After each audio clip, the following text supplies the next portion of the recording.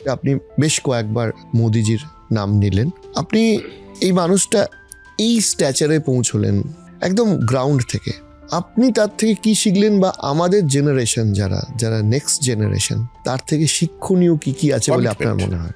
Nation first, কোনো বিপরীত পরিস্থিতিতে মাথা নত না করা, স্বপ্ন দেখা, স্বপ্ন দেখানো এবং স্বপ্নকে বাস্তবায়িত করা, এটাই এই প্রজন্মকে উনি শিখিয়ে এলেন।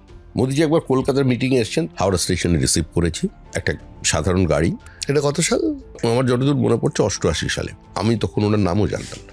তা গাড়িতে উঠেছি, উনি আমায় জিজ্ঞাসা করলেন এখান থেকে বেলুর মঠের রাস্তাটা এখান থেকে কোন দিকে। 2-4টে কথা হতে হতে আমরা আসছিলাম, মোটামুটি তখন তো জ্যাম থাকে, করতে করতে হিমালয় হোটেলে এসেছি। এবার তলায় লবিতে দাঁড়িয়ে আছে একটা ছোট্ট বাচ্চা মেয়ে, তো সে অটোগ্রাফের খাতা নিয়ে ঘুরছে, আদবানিজি দাঁড়িয়ে আছেন, তো সমস্ত কর্মী তাদের ভিড়। এবার এই মেয়েটি খুব কষ্ট করে, ছোট্ট মেয়ে একটা, সে ঢুকতে পারছে না ভিড়ের মধ্যে।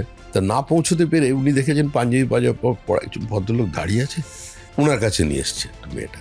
উনিও একটু আশ্চর্য, মোদিজি বলছেন আরে হাম নেতা নেই হ্যাঁ, नेता वो होता है जो हवाई जहाज से आते हैं, हम तो अभी बेटा ट्रेन से चल कर आए हैं, हम नेता नहीं है, तुम इंतजार क्यों लो।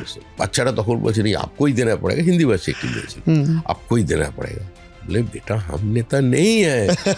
तो বলার পরে আমি বললাম इतना बोल रहे आप दे दीजिए ना, ऐसा भी तो हो सकता है, ये दृश्य उल्टा भी तो हो सकता है, आने वाला दिल में वही होगा, क्या होगा कौन जानता है। उन्हीं हेसे दिलन, तो उन्हीं हमें बोले क्या तुम ज्योतिष चर्चा करते हो? अब नहीं ज्योतिष चर्चा क्या करेगा। আমি এই গল্পটা ওনাকেও শুনিয়েছি পরবর্তীকালে রিসেন্ট আমি রাজ্যসভার হওয়ার পর একদিন অন্য কথা প্রসঙ্গে ওনার কাছে একটা কাজ, তো সেদিন সুযোগ ছিল, আমি মনে করিয়ে দিলাম ওনাকে। বলে ও হাসছে তুমি শুনে, তো এটা তো দেখেছি তাকে। দ্যাটস আ পার্সোনালিটি, গ্রাউন্ড থেকে উঠে আসা।